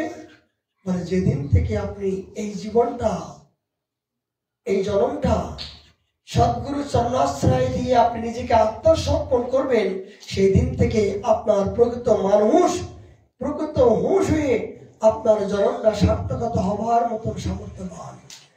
এই জন্মে কৃষ্ণকে পাবার মতন জন্ম হবে, এই জন্মে আপনার ভাগবত দর্শন হবে, এই জন্মে আপনার এই সেবা পাবার অধিকার হবে, এই জন্মে আপনার ভগবত সেবা করার মতন অধিকার এই শ্রী গুরুদেব করুণা করে আপনার অধিকার দেবে। বলে মনুষ্য জন্ম হয়ে যদি এই হাত দিয়ে নিজে হাত করে যদি ভগবানের সেবা করার না করেন, তাহলে বলছেন যে পরবর্তী জন্মে আমি তাকে হাত দেব না। মানে দেহটা দিয়েছি কেন? এই দেহটা দিয়েছি ভক্তকে আলিঙ্গন করার জন্য। মানে চোখটা দিয়েছি কেন? যে শ্রী ভগবানের এই বিগ্রহ দর্শন করার জন্য। মানে নাকটা দিয়েছি কেন? ভগবানের এই যে সুগন্ধি অঘ্রাণ করার জন্য। মানে পাটা দিয়েছি কি জন্য? যে আমি আমার শ্রী ভগবানের মন্দিরে বৃন্দাবন ধামে, পবিত্র ধামে দর্শন করার জন্য এই পাটা দিয়েছি। বলছে এই অঙ্গ প্রত্যঙ্গ গুলো থাকার পরও যদি তুমি এগুলো কাজে না ব্যবহার করো, দেখেছেন জন্মসূত্রে অনেক সময় দেখা যায় পঙ্গু হয়ে জন্মগ্রহণ করে, পা নাই, হাত নাই। অনেকে রাস্তায় দেখবেন হাত নাই, পা নাই, কেন? তোকে তো দিয়েছিলাম, তোকে তো সমস্ত অঙ্গ প্রত্যঙ্গ সব দিয়েছিলাম, কিন্তু তুই তো কাজে লাগাতে পারলি না। এই পাটা তো দিয়েছিলাম, কিন্তু এই পাটা দিয়ে তো তুই তো আমার হরি ভজন করার মতন, ভাগবত দর্শন করার জন্য, হরিকথা শ্রবণ করার জন্য এই পাটা তুই কাজে লাগাসনি। এই জন্য এই পা না দিলে যে কি কষ্ট দুঃখ হয়, সেইটাই তোকে আমি দিতে বাধ্য হলাম। অনেকে মায়ের গর্ভেতে দেখবেন পঙ্গু অবস্থায়, কেন? এগুলো তার পূর্বজন্মের কর্মের জন্য, তার দুঃখের কারণের জন্য তার এ জন্মে পঙ্গু অবস্থার জন্য। আচ্ছা বুবা, তার বুবা হয় কেন? বুবা এই জন্য যে শ্রী ভগবান করুণা করে বদন দিয়েছেন হরিনাম করার জন্য, হরি ভজন করার জন্য, ভগবানের নাম করার জন্য, ভগবানের প্রসন্নতা করার জন্য। কিন্তু এই জন্মে যদি এই বদন দিয়ে আমি হরিনাম না বলতে পারলাম, আমি কৃষ্ণ নাম না বলতে পারলাম, ভগবান বললেন এই জন্মে তোকে দিয়েছিলাম, তুই তো কাজে লাগাতে পারলি না, বুবা করে বানিয়ে দেবো, বধির করে বানিয়ে দেবো। যে বুবা হতে গেলে, বুবা হলে যে কত দুঃখ কষ্ট হয়, সেটা বস মানে আমার কৃতকর্মের জন্য আমাকে দায়ী হতে হবে। অনেকে রাস্তায় অনেক হাত নাই, কেন? মানে যে হাত দিয়েছিলাম ভগবানের সামনে পরিচর্যা দেওয়ার জন্য, কিন্তু কতবার দিয়েছি সেই হাত দিয়ে, কতবার মদ খেয়েছি সেই হাত দিয়ে, মানুষকে প্রহার করেছিস, মানুষকে অপমান করেছিস, অপব্যবহার করেছিস। এই জন্য পরবর্তী জন্মে তোকে হাত দেবো না। দেখেছো এই কুকুরগুলো হাত দিয়েছে, বাদরগুলো হাত দিয়েছে, গরুগুলো হাত দিয়েছে, তারা মুখ দিয়ে খায়, মুখ দিয়ে গন্ধ নেয়, মুখ দিয়ে আস্বাদন করে। কেন? এই তুল্য মনুষ্য জীবনের জন্য কোনটা ভালো কোনটা মন্দ, এই হাত অঙ্গ প্রত্যঙ্গ কেবল মনুষ্য জীবনে দিয়েছে, কিন্তু পশুদের দিন এই জন্য যে তারা দিয়েছিল কিন্তু তারা সঠিক কাজে ব্যবহার করতে পারেনি, এই জন্য তাদের জন্য ওই স্থান। এই জন্য এগুলো আমার গল্পের কথা নয়, ভাগবত বলছেন যে দুর্লভ মনুষ্য জন্ম পাইয়া রাধা কৃষ্ণ না বুঝে দুঃখ কইব করে, সংসারে সংসার করে মিশে গেল কাল, লাভ না হইল জগতে সব ঘটিল জঞ্জাল। জগতের মাঝে যা কিছু হলো সবই আমার জঞ্জাল হলো, মিশে মায়ার বসে যাচ্ছ বেশে খাচ্ছ হাবুডুবু ভাই। জগতে আমি যা কিছু পেলাম মায়ার সংসার আমি হাবুডুবু খাচ্ছি, জীব কৃষ্ণ নিত্য দাস ভুলিয়া রইলাম এ দুঃখ কইব কার। এই জন্য আমাদের দুঃখ তো আমরা নিজেরাই ডেকে নিয়ে আসছি না, আমাদের মহাকাল আমাদের দুঃখকে আমরা নিজেরাই ডেকে নিয়ে আসছি। এর জন্য জগতে কারো দায়ী নয়। এই জন্য এই দীক্ষা নেবার পরে কি হবে? আপনার মনের স্থিতি পরিবর্তন হবে। মানে অধিকৃত লোকেরাদের জল স্পর্শ করতে নাই, মানে অধিকৃত লোকের হাতের জল খেলে, মূত্র তোলা, মদ খেলে যেমন ধরনের পাপ হয়, মানে তার হাতের এক গ্লাস জল খেলে সেই পাপ হয়। তুলসীর মালা যার গলায় নাই, দীক্ষা যার হয় নাই, তার হাতের এক গ্লাস জল যদি কেউ খায়, বলে মদ্যপানের মতন অপরাধ আছে। এটাই দীক্ষা নেওয়ার পর কি হয়, জীবনের নতুন কিছু জীবন একটা তৈরি হয়ে যায়, একটা নতুন কিছু জীবন তৈরি হয়ে যায়। একজন এক গ্রামে গেছেন, যে দেখলেন এই গ্রামের নাম সত্যগ্রাম। সত্যগ্রাম উনি মনে করলেন এই গ্রামে তো সবাই সত্য কথা বলবে, দেখি তো কেমন সত্য কথা বলে। প্রথমে একজন এই বাবার মতন 80 বছর বয়স, বাবা আপনার বয়স কত? বলছে এই 10 বছর 8 মাস। উনি বললেন আপনার 70-80 বছর বয়সে বৃদ্ধ হয়ে গেছেন, মৃত্যুর মতন মরার জন্য তৈরি হয়ে গেছেন, আপনার 10 বছর 8 মাস। এইবার তিনি মনে করেন এই কি সত্যগ্রাম? বলে না, আরেকজনের কাছে যাই। যে বলছেন বাবা বলুন তো সত্য কথা, আপনার ব্যাংকে কত টাকা আছে? বলে আমার ব্যাংকে, যে দেখলেন অনেক 8টা 10টা গোলা, অনেক বড় বাড়ি, অনেক বড় রাজপ্রাসাদ, অনেক বৈভব। বুঝে বাবা বলুন তো সত্যি কথা, আপনার ব্যাংকে কত টাকা আছে? বলে আমার ব্যাংকে মাত্র 100 টাকা আছে। বলে 100 টাকা? এই 8টা 10টা গাড়ি, এত প্রকার জিনিসপত্র সবকিছু, আর 100 টাকা? বলে হ্যাঁ ওই 100 টাকা আছে। তিনি চিন্তা করলেন সত্যগ্রামে কি এই রহস্য? বলে না, আরেক জায়গায় যাই। আরেক জায়গায় দেখলেন 4-5টা ছেলে মিলে কিলবিল করছে, বাবা আমাকে টাকা দাও, আমি খাতা কিনবো, আমি স্কুলে যাব, আমি ইয়ে করবো তা করবো। বুঝে বাবা সত্য করে বলুন তো আপনার সন্তান কয়জন? বুঝে আমার একজন মাত্র সন্তান। অবাক হয়ে গেলেন, সত্য গ্রামে তো সবাই সত্য কথা বলে, কিন্তু সবাই মিথ্যা বলছে কেন? সত্য মিথ্যা বসে। ওখান থেকে ঘুরে আসলেন, এই যে প্রথম জনের কাছে বললেন বাবা সত্য করে বলুন তো যে আপনার বয়স তো 70-80 বছর, কিন্তু 10 বছর 8 মাস এই কথা কেন বললেন? রহস্যপূর্ণ ঘটনা। বললেন বাবা জগতে তো আমার অনেক বয়স হলো, কিন্তু আমি কৃষ্ণ ভজন তো করতে পারলাম না।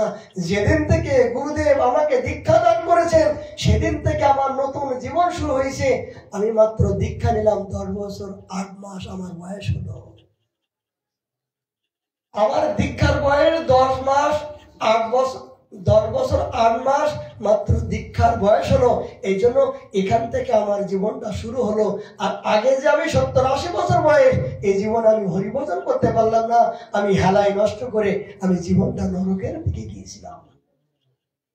এই জন্য আমার এই নতুন জীবন শুরু হলো এখান থেকে। দীক্ষার পরে জীবের নতুন জীবন শুরু হয়, এই জীবনটা হলো কৃষ্ণকে পাওয়ার জন্য।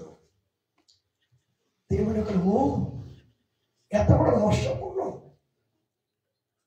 দ্বিতীয় জনের কাছে বললাম আচ্ছা আপনি বলুন তো আপনার এত টাকা পয়সা, এত গাড়ি বাড়ি, কিন্তু আপনার 100 টাকা আছে? বলে বাবা সত্যি কথা বলবো? বলো। বলে অনেক টাকা পয়সা ইনকাম করলাম, অর্থ সম্পত্তি সবকিছু করলাম, কিন্তু নিজের জন্য করলাম, ভগবানের জন্য করতে পারলাম না। বলে কি করলাম? একজন বৃন্দাবনে যাচ্ছিল, তাই আমি ডেকে ডেকে বললাম রে আমার জন্য তো কিছু করতে পারলাম না, তা বৃন্দাবনে 100 টাকা এই সাধু সেবার জন্য তুমি লাগাই দিও, যদি ভগবান আর এই দাসের কথা একবার বলে দিও যে দাসের যেন একটু কল্যাণ হয়। কথাটা বুঝতে পারলেন? রাধে রাধে। একটা কথা বলছি, অন্য নাই বলছি, এই যে এগুলা সব হচ্ছে তো, আমরা ঝুমটা এরাকে কেমন গুছাবো সেইটা বলুন, আর আমি বলে দিছি সেরকম করো। নাহলে ঝুম আছে বহুত, ঘুম আসে, ঘুমটা যাবে বাবা বস আমার ঘুম আসে বলে সবার ঘুম না, যাবে কেন যাবে? মানে শুনুন প্রত্যেকবারে এই যে দিচ্ছেন না, তখন একবার রাম মানে নাম দিবেন, প্রত্যেকবার মানে 4 বার 5 বার দিয়ে দিবেন, সব ঘুম যাবে। বাবা সে ঘুম যাচ্ছে না কেন? ঘুম যাতে না যায়। জয় জয় শ্রীরাম। বাবা ভালো কথা বললো যে ঘুম যাচ্ছে না কেন? মানে যখনই হবে যেমন অধ্যার রকম একবার দিয়ে দেবেন এইটা। আচ্ছা ঠিক আছে, সব ঘুম চলে যাবে।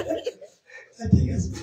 এইবার যে দ্বিতীয় জন বসে যে বাবা আমার নিজের জন্য কিছু আমি রাখিনি, সারা জীবনে জগতের জন্য সবকিছু করলাম, কিন্তু একজন বৃন্দাবনে যাচ্ছিল, আমি তো পাবিষ্ঠ জীবন নিয়ে আমি বৃন্দাবনে যেতে পারিনি, তাই তার কাছে 100 টাকা দিয়ে বললাম যে বাবা এই 100 টাকা বৃন্দাবনে গিয়ে সাধু সেবা লাগাই দিও, আর আমার মতন এই অধম দাসের কথা একটু বলো। তিনি বললেন একমাত্র আমার ওই ব্যাংকে জমা ওই 100 টাকা আর জগতে যার জন্য যা কিছু করলাম সব মিশে ব্যর্থ, সবই আমি ভুল করলাম। কি বুঝাচ্ছে? জগতে গুরু বৈষ্ণব ভগবানের সুখের জন্য আপনি যতটুকু করবেন ওই সময়টা আপনার জন্য জমা থাকবে, আর জগতে দেহ সুখের জন্য আত্ম ইন্দ্রিয়ের জন্য যতটুকু কর্ম করবেন ওইটা কিন্তু আপনার এখানে রেখে যেতে হবে, ওটা আপনার ওখানে যাওয়ার নয়। উনি মনে করেন ও এত বড় গুপ্ত রহস্য। এইবার তৃতীয় জনের কাছে গেলেন, যে বলে আচ্ছা আপনাকে দেখলাম যে অনেকে ছেলে মেয়ে আপনার কিলবিল করছে, কিন্তু আপনি একটা ছেলের কথা বললেন কেন? বুঝে বাবা 5টা 6টা সন্তান আমার জন্ম দিয়েছি বটে, কিন্তু এগুলো আমার নয়। কে বলে এগুলো আমার নয়? বলে আমার কথা কেউ শোনেই না। বলে কে শোনে? বলে একটা মাত্র সন্তান, সে কৃষ্ণ ভজন করে, সে হরি ভজন করে, সে আমার কথা শোনে, সে আমি যা বলি তাই করে। এই জন্য একমাত্র ওর হাতের জলে আমি উদ্ধার হব। তিনি যদি আমার জন্য একটু জল দিয়ে বলেন আমি প্রভু আমার পিতাকে তুমি কল্যাণ করো, কৃষ্ণ ভক্ত যিনি হয়েছেন তিনি যদি একবার জল নিয়ে এই পিতা মাতার উদ্দেশ্যে যদি একটা জল তর্পণ করেন তার পিতা মাতা উদ্ধার হবেই হবে। তিনি বুঝালেন দেখো জগতে অনেক সন্তান হয়েছে, কিন্তু আমার কথা কেউ শোনে না, হরিভজন কেউ করে না, গুরুচরণ কেউ আশ্রয় করেনি। এই একটাই সন্তান মাত্র গুরুচরণ আশ্রয় করেছে, অহেতুক ভক্তিকে অবলম্বন করেছেন, ভগবানকে প্রসন্ন করার জন্য তিনি সর্বক্ষণ চিন্তা করে এই ছেলেটা আমার কেন, এর হাতের তর্পণ করলে আমি ভগবান প্রাপ্তি হব, ইনি কৃপা করলে উনি যদি ভগবানের কাছে প্রার্থনা করে আমি অবশ্যই ভগবানের কাছে অপ্রাকৃত রাজ্যে প্রবেশ করে আমি পরম আনন্দ উপলব্ধি করতে পারবো। তাহলে বুঝতে পারলেন সত্যগ্রামের রহস্য। এই জন্য জগতে অনেক সন্তান হলো, অনেক মান হলো, সম্মান হলো, কিন্তু তো এখনো দ্বন্দ্ব নাই। যতক্ষণ পর্যন্ত সদ্গুরু চরণাশ্রয় না করে এই মনুষ্য জীবনে ভজন রূপী এই সম্পত্তি আপনি যতক্ষণ অবলম্বন না করতে পারবেন ততক্ষণ পর্যন্ত এই মনুষ্য জীবনের সার্থকতা হবে না। নিতাই গৌর হরি। যতক্ষণ পর্যন্ত এই হরিভজন এই প্রকৃত আত্মকেন্দ্রিক সুখ চাইবেন, যে আমার সুখের জন্য নিজের সুখকে বিসর্জন দিয়ে অপরের দুঃখের পাশে দাঁড়িয়ে অপরের সুখের জন্য নিজের প্রাণটা যখন ফেটে যাবে তখন প্রকৃত মানুষের মতন মানুষ আপনি জগতে প্রমাণিত হবে। যতক্ষণ পর্যন্ত একা খাবো, একা নেবো, একা চলবো, একাই ভালো থাকবো, একাই সুখী হবো, মানে এগুলো তো পশুবৃত্তির জীবন, এগুলো প্রকৃত মানুষের জীবন নাই। যখন আপনি মানুষ জগৎ হবেন, গুরুচরণ আশ্রয় করার পরে যখন প্রকৃত জীবে দয়ার প্রতি যখন আসক্তি হবে, একজন দুঃখী ব্যক্তির পাশে যখন আপনি দাঁড়াবেন, যখন একজন কৃষ্ণ বহির্মুখ জীবের পিছনে দাঁড়িয়ে তাদেরকে কৃষ্ণ নাম দিয়ে গুরুচরণ আশ্রয় করার জন্য, গৌর চরণ আশ্রয় করার জন্য, ধামে আসার জন্য, হরিনাম করার জন্য আপনি প্রাণ দিয়েও যদি আপনি তার পাশে দাঁড়ান তখন জগতে আপনি মানুষ নামে পরিচিত হবেন। তার আগে মানুষের চামড়া থাকবে বটে, কিন্তু মনুষ্যহীন। এই জন্য জীবে দয়া নামের সেই বৈষ্ণব সেবন ইহা বই ধর্ম নাই সনাতন। যতক্ষণ পর্যন্ত জীবের প্রতি আপনার দুঃখ জীবের প্রতি আপনার দয়া না হবে ততক্ষণ পর্যন্ত মনে করবেন যে আমি এখনো মানুষ হতে পারিনি। একা খাবো, একা চলবো, একা বড় হবো, একাই জগতে চলবো, এগুলো প্রকৃত মানুষের জীবন। একটা পশু, একটা কুকুর দেখুন, কুকুরের সামনে দেবেন, ও নিজে পেট ভরে গেলে চলে গেল, আর কেউ খেলো কি না খেলো চিন্তা করে? বলুন তো। একটা কুকুরের সামনে অনেক কিছু দিলেন, কিন্তু সে পেট ভরে গেলে সবকিছু রেখে চলে গেল। কিন্তু একটা মানুষ কি, যে ভগবান আপনাকে সম্পত্তি দিয়েছেন, সেগুলো যদি যারা নিরাহার আছেন, যারা কষ্ট পাচ্ছেন, তাদেরকে যদি আপনি সুখ না দেন, তাদের যদি না দেন, তাহলে আপনি কিন্তু পরবর্তী জন্মে ওই কুকুরের মতন হয়ে জন্মগ্রহণ আপনাকে করতে হবে। এটাই সত্য। শাস্ত্র ভাগবত এটা বলছেন, জীবে দয়া নামে ঋষি বৈষ্ণব সেবন ইহা বই ধর্ম নাই সনাতন। যতক্ষণ পর্যন্ত এই দয়া, যতক্ষণ পর্যন্ত নিজেকে সবার প্রতি আপন না মনে করতে পারবেন। একটু আগে গুরু মহারাজ ডেকে পাঠাচ্ছেন বাবা, তিনি বললেন দেখুন সাধুকে গুরুকে অল্পতে সুখী করা যায়। গুরু মহারাজ একটু আগে ডেকে বললেন শোন, বলে কি বাবা? একজন পাঠিয়েছেন যে তপনকে ডেকে নিয়ে আয়। গেছি, জানে না কি আদেশ করবেন। বলছে তোর প্রতি আমি 1000 পরিমাণে প্রসন্ন, লক্ষবার প্রসন্ন। তুই যেন আমাকে এই খাবার কথা বারবার বলিস না। আমার কি তোর মতো এরকম বয়স, আমি এখন কি হজম করতে পারি না, কিন্তু তোর দুঃখ আমি সহ্য, তুই ভজন করছিস, সেই ভজন আমি প্রসন্ন। আমি বললাম বাবা এতজন আজকে দীক্ষা হলো বলে এ তো কম হয়েছে, বলে আমার আশীর্বাদ সর্বক্ষণ তোর আছে। আমি বললাম বাবা আমার গুরু মহারাজ জীবের দুঃখ থেকে ছটফট করতো, জীবের দুঃখ থেকে সর্বক্ষণ কেমন করে ওকে দয়া করবো, কেমন করে কৃপা করবো। বাবা আমি যতটুকু দেখেছি, এই যে জীবের দুঃখ দেখে ছটফটি এখন অনুভব হচ্ছে যে আপনি যে জীব জগতের জন্য কি করলেন। বাবা হাসছে, আশীর্বাদ করুন যেন অপরের দুঃখে যেন আমি দাঁড়াতে পারি। নিজের জীবনকে দিও এই পতিত যারা দেখো তারা দেখো কৃষ্ণ প্রদেশ আমার এক গায়ে গুরু এ করদেশ, এই হতভাগা পতিত জীব এই বাঙালি ঘরে জন্মগ্রহণ করে যারা এখনো কৃষ্ণ বহির্মুখ আছে, এদের পাশে যেন আমি দাঁড়াতে পারি। বাবা এই যে গুরুদেবের আশীর্বাদ, মহাতের আশীর্বাদ, এই আশীর্বাদটা তো আপনার জীবনে অনেক শক্তি। আশীর্বাদ কি হয়? মনোবল বৃদ্ধি করে। গুরুদেবের কৃপা কি মনোবল বৃদ্ধি করে, যেগুলো আপনি জীবনে উপলব্ধি করতে পারেন না। ঠান্ডার সময় আপনি স্নান করতে পারবেন না, যখন গুরু কৃপা হবে, গুরুদেব যখন আদেশ করবেন এই কথাগুলো আমার জীবনে রক্ষা করতে হবে, তখন ঠান্ডা আপনার পাশে স্পর্শ করতে পারবে না। মনোবল যখন বৃদ্ধি হবে, তখন গুরুদেবের প্রসন্নতার জন্য আপনাকে করতে হবেই হবে, তখন দেহ সুখ থাকবে না।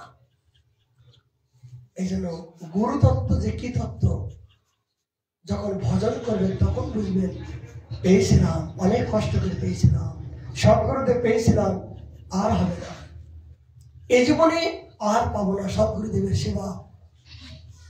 আমার কোন জন্মে যে পাবো, জগতে যত প্রকার সেবা আছে গুরু সেবার উপরে আর কোন গুরু কৃপাই কেবলম।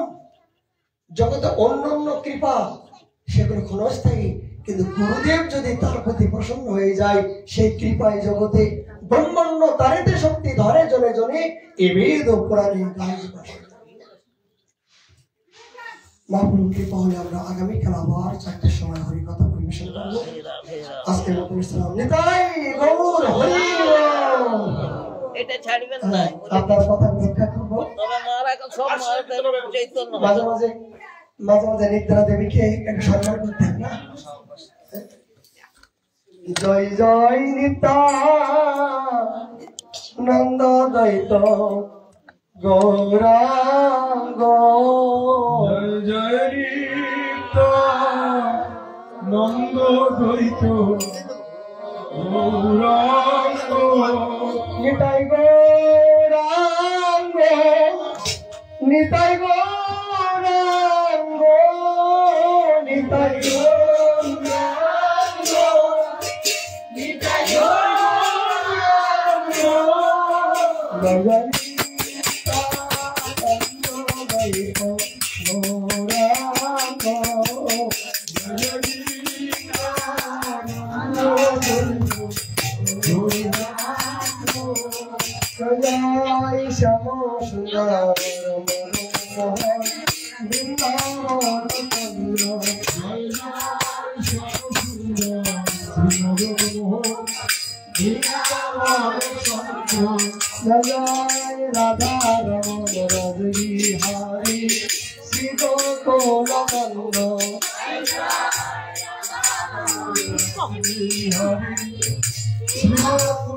নন্দ জয় রাধা চন্দ্র রাধা শ্রী রাধে গোবিন্দ জয় জয় রাধা শ্রীরাধে গোবিন্দ জয় রাধে হরে জয় জয় ভানুকুল চন্দ্র জয় জয় রাসেশ্বরী বিনোদিনী ভানুকুল চন্দ্র জয় জয় ললিতা বিশাখায়াদি যত সতীন্দ্র জয় জয় ললিতা বিশাখায়াদি যত সতীন্দ্র জয় জয় শিরূপনন্দী বল্লরী নন্দ জয় জয় শ্রীগুরুহরি গৌরী নন্দ জয় জয় কুন্দমাহি কুন্দনাথা আদবী রবীন্দ্র জয় জয় গুরুবাসী গুরুলতা জয়ী রবীন্দ্র কলা সবে মিলে করো দয়া আমি অতি মন্দ সদা সঙ্গে করুণা আমি অতি বন্ধু জয় রাধে কৃষ্ণ জয় জয় রাধে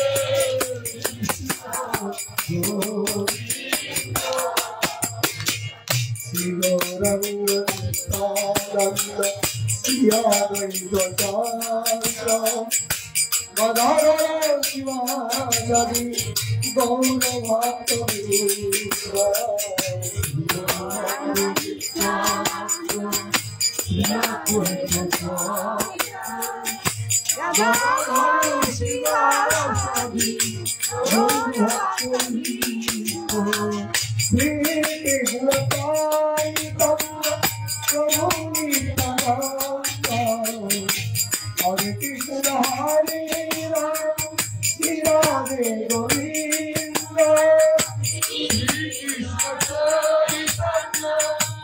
প্রভু নিত্যানন্দ হরে কৃষ্ণ হরে রাম শ্রী রাধে গোবিন্দ হরে কৃষ্ণ হরে Krishna Krishna Krishna Hare Hare Hare Ram Ram Ram Hare Hare Hare Krishna Krishna Krishna Hare Hare Hare Rama Hare Hare হরে কৃষ্ণ হরে Krishna Krishna Krishna Hare Hare Hare Ram Ram Hare Hare Hare Krishna Krishna Krishna Hare Hare Hare Ram Hare Hare হরে Krishna Krishna Krishna Hare Hare Hare Ram Hare Hare Hare Krishna Krishna Krishna Hare Hare Hare Rama Hare